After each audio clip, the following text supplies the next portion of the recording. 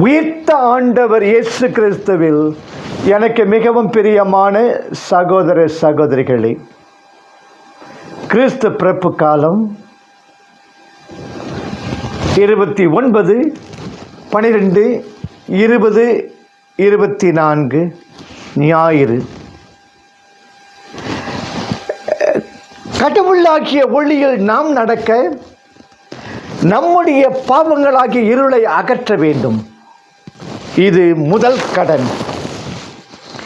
இரண்டாவது கடமை, கடவுளுடைய கட்டளைகளை சிறப்பாக அவருடைய அன்பு கட்டளையை பின்பற்றுவது என்கிறார் யோவான். இது இன்றைய வாசகத்தின் சுருக்கம். அன்பு வெளிப்படுவது செயல் வழியை. இறைவனே அளித்த 10 கட்டளைகளின்படி விடுதலை பயணம் 20:11-17 நாம் வாழ்ந்தோமாயின் நாம் கடவுளை அறிந்தவர்கள் ஆவோம். கடவுளை அறிவது என்பது நூல் வழியோ சொந்த சிந்தனை ஆராய்ச்சிகள் வழியோ அவரை பற்றி தெரிந்து கொள்வது அன்று, மாறாக அவரை அன்பினில் கண்டு கொண்டு பின்பற்றி வழிபடுவதாகும்.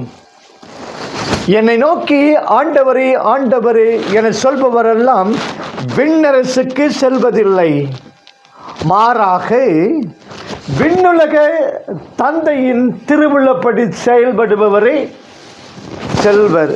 1 யோவான் 2:5. என்னை அனுப்பினவரின் திருவுளத்தை நிறைவேற்றுவதும் அவர் கொடுத்த வேலையை செய்து முடிப்பதுமே என் உணவு. யோவான் 4:34 என்பது நமக்கு பாடமாய் கற்பிதமாய் அமைய வேண்டும். சொல்வது யாருக்கும் எளிது, அறியவாம் சொல்லிய வண்ணம் செயல். குறள் 664. கிறிஸ்து பிறப்பு காலத்தில் இறைவனின் கட்டளைக்கு பணிந்த வாழ்வை நடத்துவோம். கிறிஸ்து பிறப்பு காலத்தில் இறைவனின் கட்டளைகளுக்கு பணிந்த வாழ்வை நடத்துவோம். சிறப்பாக அவரது அன்பு கட்டளை நமது வாழ்க்கையின் குறிக்கோளாக இருத்தல் வேண்டும். அன்பை வாழ்ந்து காட்டியவர் இயேசு. ஆம், அன்பை வாழ்ந்து காட்டியது. அன்பு இயேசு தந்த ஒரு புதிய கட்டளை. பழைய ஏற்பாட்டிலும் அன்பு கட்டளை கொடுக்கப்பட்டிருத்தலால் இது பழைய கட்டளையே. பழைய ஏற்பாட்டிலும் அன்பு கொடுக்கப்பட்டிருப்பதால் இது ஒரு பழைய கட்டளையே. இறைச்சட்டம் 6:5, லேவியர் 19:17-18. இக்கட்டளை ஆயன் ஆடுகள் ஓமை வழி அழகாக வெளிப்படுத்தப்பட்டுள்ளது. திருப்பாடல் 23, எசேக்கியேல் 34. புதிய ஏற்பாட்டிலோ இந்த அன்பு கட்டளை கிறிஸ்துவிலே முழுமை அடைகிறது, முழுமை பெறுகிறது. பழைய ஏற்பாட்டிலே ஆயன் தன் ஆடுகளுக்காக எவ்வளவு தான் தியாகம் செய்தாலும் தன்னுடைய உயிரை அவற்றிற்காக அவன் கொடுத்ததாக ஓரிடத்திலும் இல்லை. புதிய ஏற்பாட்டிலோ நல்லாயன் தன் ஆடுகளுக்காக தன் உயிரை தருகிறான். யோவான் 10:15. இந்த ஆயனே இயேசு. பழைய அன்பு கட்டளைக்கு முழு பொருள், புது பொருள் தருகிறார் நல்லாயன் இயேசு.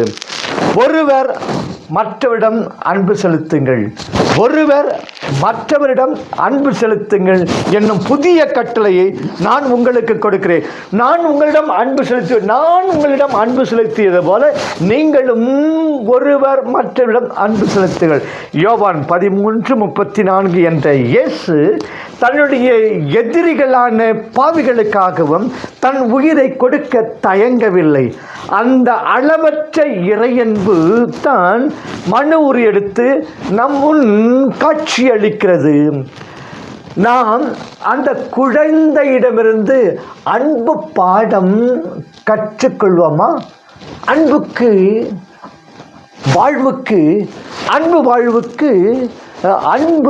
வாழ்வுக்கு ஒரு சவால். ஒளி பிறந்து விட்டது இக்குழந்தை வடிவில். இவ்வொளி நம்மை ஒளிவிற்க வேண்டுமாயின் நாம் ஒளியின் வெளிப்பாட்டான அன்பை அணிந்து கொள்ள வேண்டும். அன்புடையார் என்பும் உரிய பிறர்க்கு நமது அன்பும் இயேசுவின் அன்பை போன்று தியாக அன்பாக இருக்க வேண்டும். இத்தகைய அன்பு செய்து இருளை விட்டு அகன்று வருவோமா? கிறிஸ்மஸ் அன்பின் விழா. அவ்விழாவை பொருளுடன் கொண்டாட அன்பு அவசியம். அன்பு மட்டுமே அவசியம் என்பதை உணர்ந்து நடப்போமா? நற்செய்தி திருத்துதர் லூக்கா இயல் 2 இறை வாக்கியங்கள் 22 முதல் 24 முடிய. இன்றைய நற்செய்தி வழியாக திருக்குடும்பத்தை எருசலேம் தேவாலயத்தில் சந்திக்கிறோம். இறுதியாக ஆலயத்திலிருந்து எகிப்துக்கு போய் திரும்பும் நிகழ்ச்சியை லூக்கா விட்டு விடுகிறார். சொந்த ஊரான நாசரேத்து சென்று வாழத் தொடங்குவதையும் காண்கிறோம். சட்டத்திற்கு பணிவு. குழந்தை பிறந்த 40ஆம் நாள் மரியாவும் வளனாரும் ஆலயம் வருகின்றனர். மோசேயின் கட்டளைப்படி தலைப்பேரான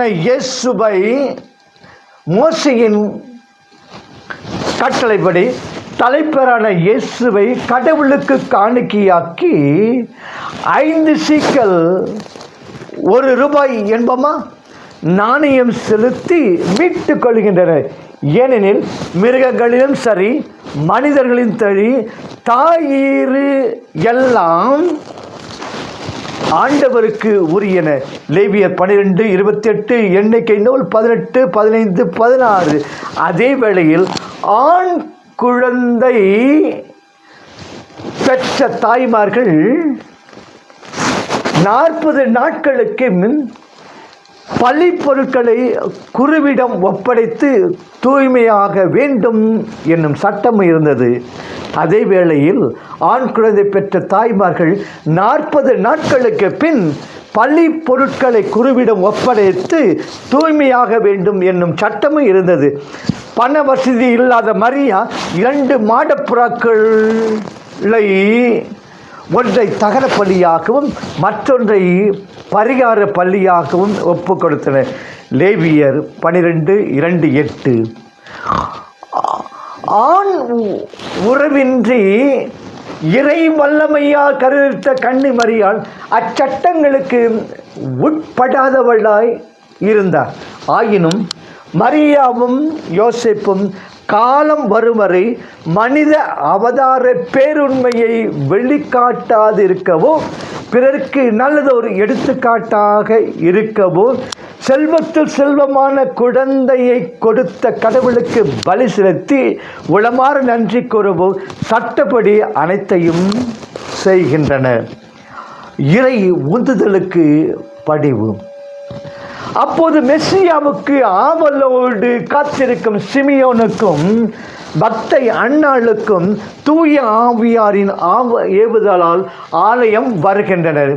இயேசுவை எதிர்பார்க்கப்பட்டவர் என உணர்கின்றனர். இறைவனை போற்றுகின்றனர். இறைவன் தந்த நன்மைகளை பிறரோடு பகிர்ந்து கொள்கின்றனர். தூய உள்ளத்தவர்கள் இவர்கள். எனவே கடவுளை குழந்தையில் காண்கின்றனர். மத்தேயு 5:8. சிமியோன் நீதிமான், தூய ஆவியாரின் தூண்டுதலை உணர்பவர், அதன்படி வாழ்பவர். அன்னாவும் பல ஆண்டுகளாய் உலகியல் பற்றெல்லாம் துறந்த இறை தேவாலயத்தில் ஜெபிப்பதிலும் ஊழியத்திலும் மூழ்கி இருப்பவர், விடுதலைக்காக இயங்கி இருப்பவர். இவ்விருவரும் கடவுளை புகழ்கின்றனர், போற்றுகின்றனர். கண்ட காட்சியில் பெரும்பேறும் பெற்றதாக பெருமிதம் அடைகின்றனர். பாலன் இயேசுவின் உண்மை இயல்பு முன்னறிவிக்கப்படுகிறது. அவர் இஸ்ராயலுக்கு வாக்களிக்கப்பட்ட ஆறுதல் 2:25, ஆண்டவருடைய மெசியா 2:26, அனைவரும் காண ஆண்டவர் ஆயத்தம் செய்துள்ள மீட்பு 2:30, பிற இனத்தாருக்கு இருள் அகற்றும் மொழி, இறை மக்கள் இஸ்ராயலை ஒளிருக்கு மாற்றுமை 2:32, தம்மேல் நம்பிக்கை கொள்பவருக்கு எகிழ்ச்சியாகவும்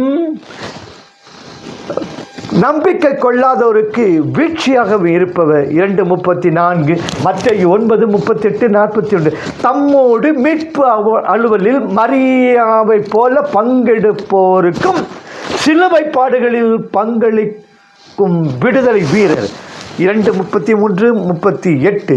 இவ்விதம் சிமியோன் வாயிலாக லூக்கா மரியாவுக்கும் யோசேப்புக்கும் அறிவித்தது போல நமக்கும் வெளிப்படுத்துகிறார். அவர்களைப் போல பக்தி நம்பிக்கையுடன் மீட்பர் இயேசுவை முழுமையாய் ஏற்று வாழ நம் குடும்பங்களையும் வாழ வைக்க நம்மை அழைக்கிறார்.